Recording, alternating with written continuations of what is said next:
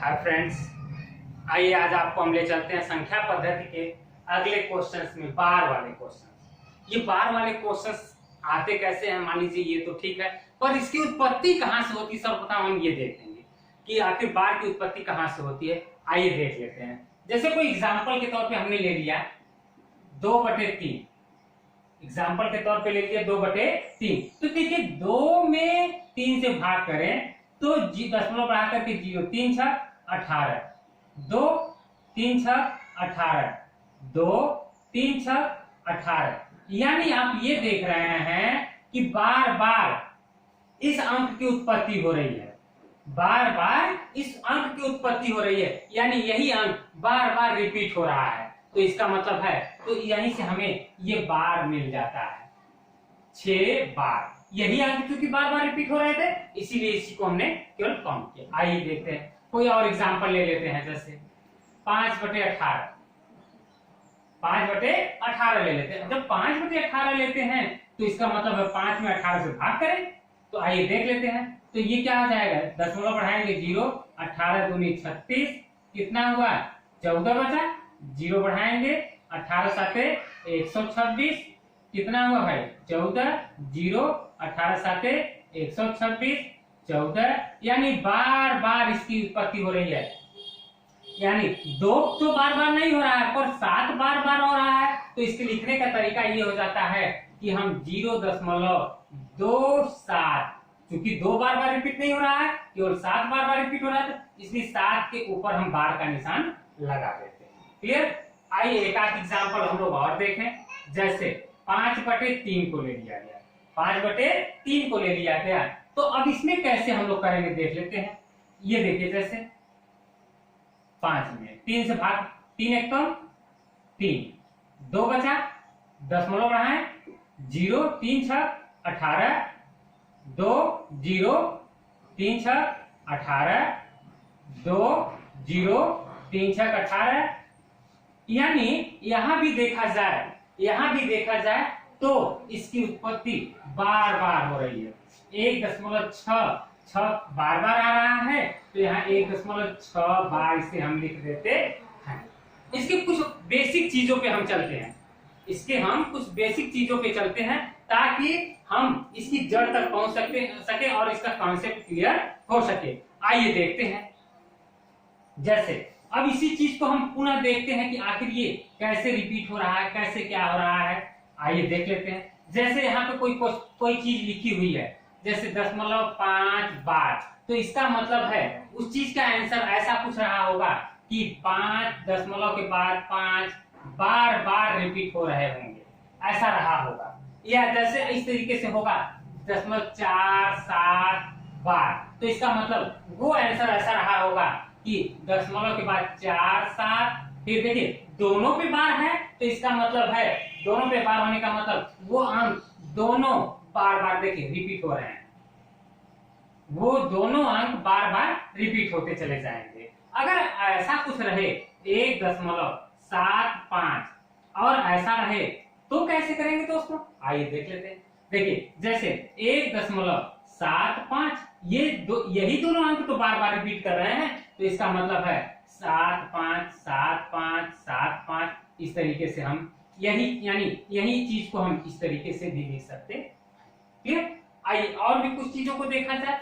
जैसे 9.87 दोस्तों, अगर सिर्फ एक पे रखा जाए बार को तब क्या किया जाए, सिर्फ और सिर्फ एक को रखा जाए रिपीट करने के लिए। जैसे ये हो जाएगा 9.87। अब देखिए यहाँ पे हम आगे क्या लिखेंगे, ये चीज को ध्यान रखेंगे। इस केवल 7 को यदि रिपीट हो रहा है ना, 8 तो हो नहीं रहा है, यानी 8 नहीं हो रहा है, केवल 7 हो रहा है, तो हम बार बार 7 को ही लिखेंगे। बात क्लियर है दोस्तों। तो इस तरीके से हमने इसके बेसिक कॉन्सेप्ट को दिखाया आपको।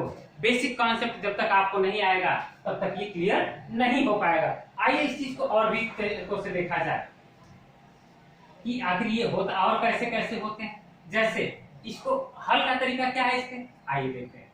1.75 बार है, 1.75 बार है, तो इस चीज को हम कैसे देखेंगे। जैसे ये देखिए 1.7 5 बार है ना, तो एक काम करते हैं, कि पूरे में से उन्हीं को घटाते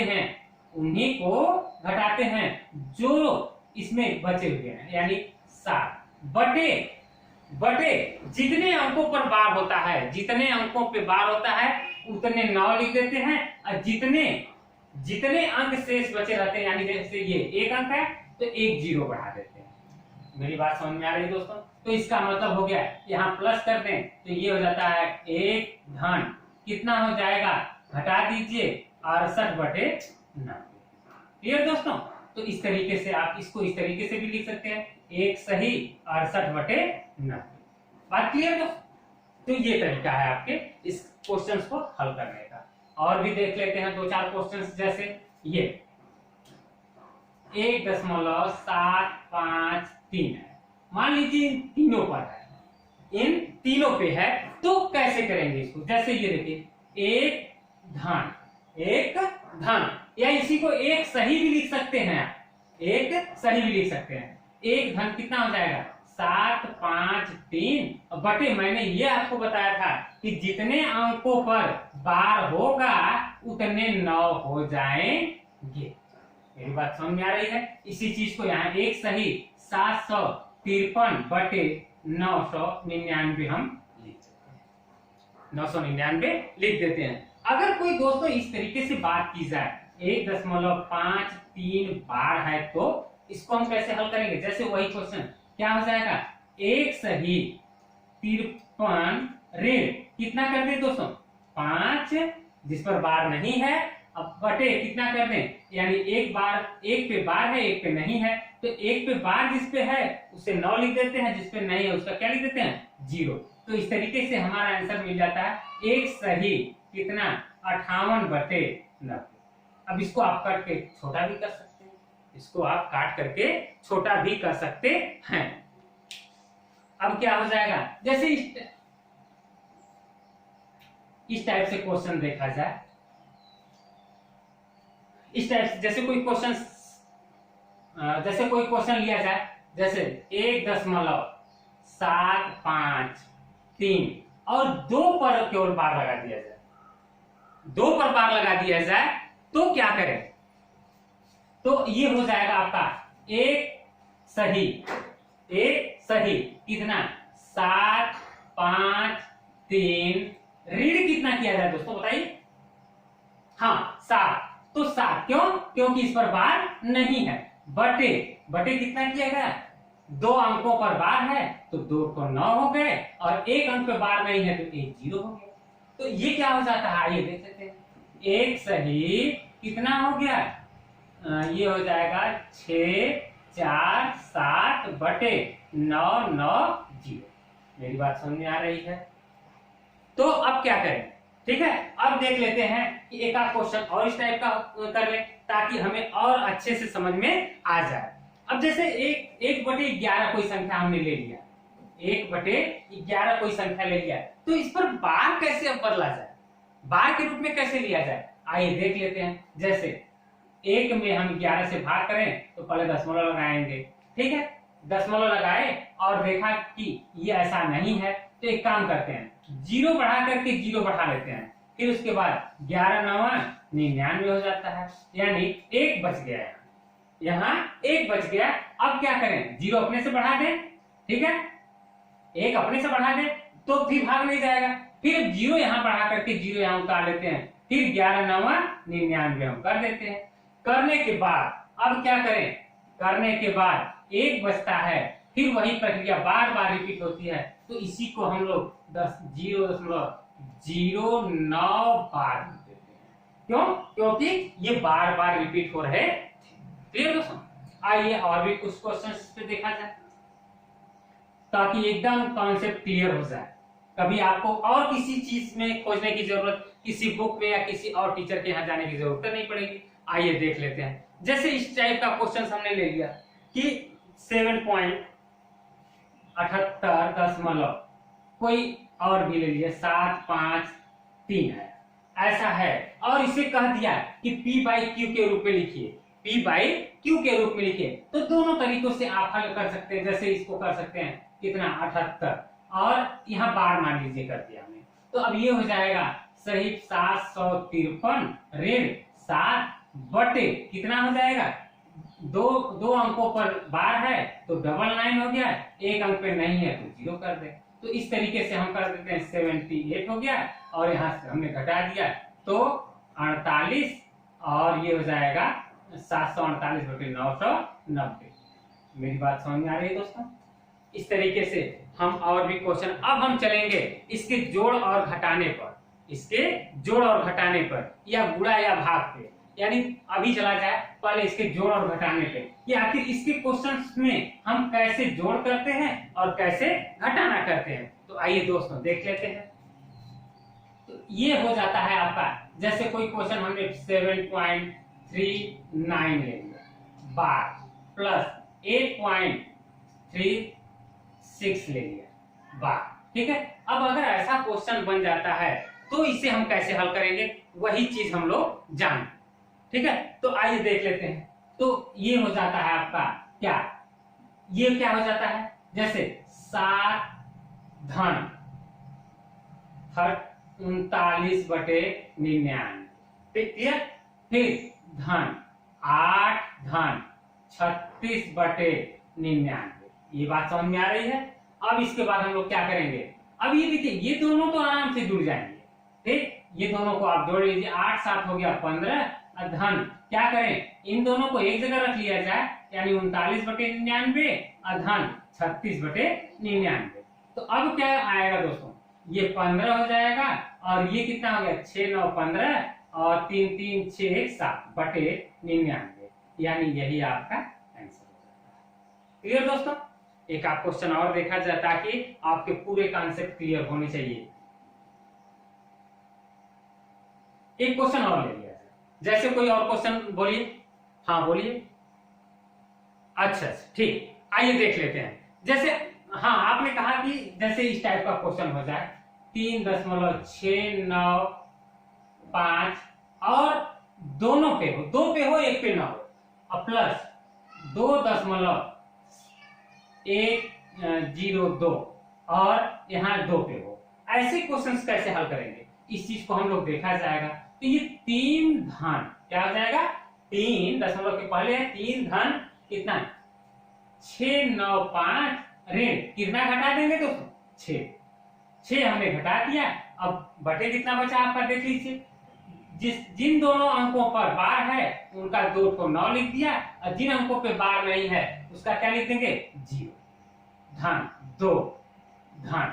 अब क्या हो जाएगा, यहाँ से 102 में से कितना घटा देंगे 1 बटे 2 अंकों पे बार है तो 99 और 1 अंक पे नहीं है तो 1 कर, बस तरीका वही है, सब कुछ वही है।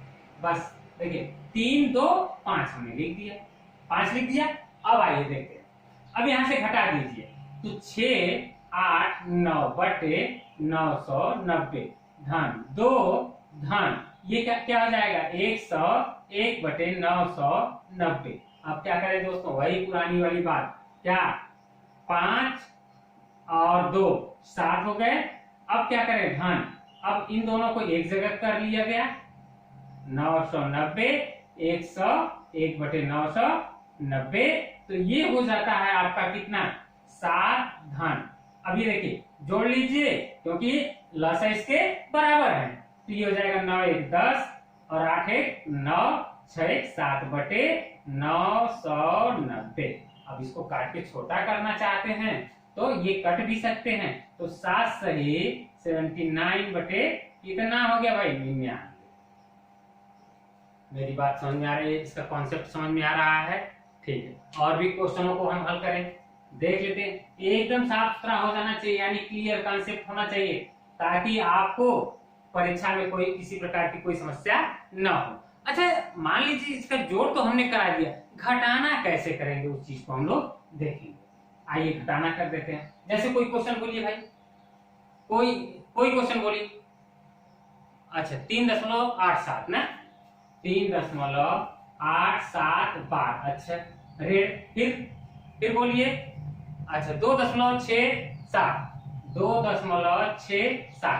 अब देखिए, अब आपने जो बोला उसको देखिए, कुछ करना नहीं है, अब आप क्या करें कि जैसे कोई भी क्वेश्चन ले लिया आपने, तो कुछ करना विशेष नहीं होता है, बस अंतर यही होता है। जैसे अब क्या करें, ऐसे क्वेश्चनों में जैसे जैसे क्वेश्चंस आप घटाते हैं वैसे ही घटा करके उस पर बार लगा दिया। जैसे आप ऐसे तो ही घटाते हैं, 387 में से 267 घटा देते हैं, तो कितना है, 2 0 और 1, यही तो करते हैं, यही तो करते हैं भाई। तो अब यही तो करते हैं, तो ये लिख दीजिए। तो यानी 3 यानी 1.20 के बाद क्या हो गया, बार हो जाता है। यानी ऐसे क्वेश्चंस बड़े आसानी से समझ जाते हैं। यानी जैसे आप घटाने की क्रिया करते हैं वैसे ही यहाँ भी घटा लें, कोई दिक्कत नहीं। अच्छा, अब आइए कुछ इसके गुणे के क्वेश्चंस कर दिए जाए। गुणा का क्वेश्चन, जैसे कोई क्वेश्चन बोलिए, हाँ 1.2 बार है, 1.2 बार गुणे और हाँ और अच्छा 0.03 बार। तो कोई बताए भाई इस चीज को, हाँ अच्छा ठीक है, कोई बात नहीं, ऐसा नहीं कर सकते तो एक काम करिए, इसको एक सही 2/9 लिख सकते हैं क्या? अच्छा ठीक है, गुणे यहाँ पे क्या लिख सकते हैं भाई, इसको 3/99, यही ना? अच्छा ठीक है, कोई बात। तो इसी को आप हल कर लीजिए, इसी को आप हल कर लीजिए, तो कितना आ जाएगा, 9 एकम 9 तो 11/99 और गुणे 3/99। अब इसी को हल कर लेंगे तो आपका ये भी हल हो जाएगा। अब आती है बात यहाँ की, इसमें छोटी और बड़ी संख्या कैसे होती है, इसमें भी छोटी और बड़ी संख्या कैसे हम पहचानेंगे कि इसकी छोटी संख्या कौन सी है और बड़ी संख्या कैसी। जैसे 0.9, फिर 0.99, 0.999, 0.901 कर दीजिए और ये बार लगा दीजिए। अगर ऐसा क्वेश्चन हो तो इसमें पता कैसे करेंगे कि कौन सी संख्या छोटी है और कौन सी संख्या बड़ी है। या फिर इस टाइप का क्वेश्चन हो 0.9 बार, 0.09 बार, 0.009 बार, तो अब इसमें पता कैसे करेंगे कि नहीं आखिर क्वेश्चन में कौन सी संख्या बड़ी है और कौन सी संख्या छोटी है। आइए देख लेते हैं, 9/9 हो जाएगा, ये क्या हो जाएगा, ये भी तो 9/99 हो जाएगा और ये 9/999 हो जाएगा दोस्तों। तो अब बताइए इसमें सबसे छोटी संख्या कौन सी हुई, सबसे बड़ी संख्या कौन सी हुई। तो इसमें साफ जाहिर है कि जो ऊपर वाले तो सब बराबर हैं, ऊपर वाले सब बराबर हैं, लेकिन नीचे में जो संख्या सबसे बड़ी है वही तो छोटी हो जाएगी। यानी ये आपकी सबसे छोटी बन जाती है और ये संख्या सबसे बड़ी बन जाती है। ठीक है दोस्तों, तो इस तरीके से आपने देखा आज बार वाले प्रश्नों में जोड़, घटाना, गुणा और भाग चारों आपने सीखा। तो इस तरीके से दोस्तों आपको अगर वीडियो अच्छी लगी हो तो शेयर और लाइक जरूर करना ना भूलें, उसके साथ साथ सब्सक्राइब भी करें। धन्यवाद।